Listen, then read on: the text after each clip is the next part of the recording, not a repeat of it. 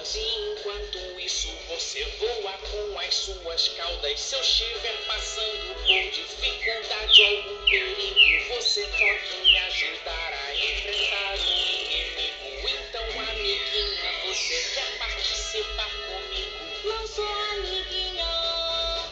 Eu sou amigo. Hoje Sonic e Tails são grandes amigos. Se Sonic é amigo de Tails só porque ele é imortal, tem um avião e pode ajudá-lo sempre em suas missões enquanto só ele leva a glória e o nome no título dos jogos, jamais saberemos. Mas isso não importa, não é mesmo? Ser amigo é confiar e Tails confia no seu amigo Sonic.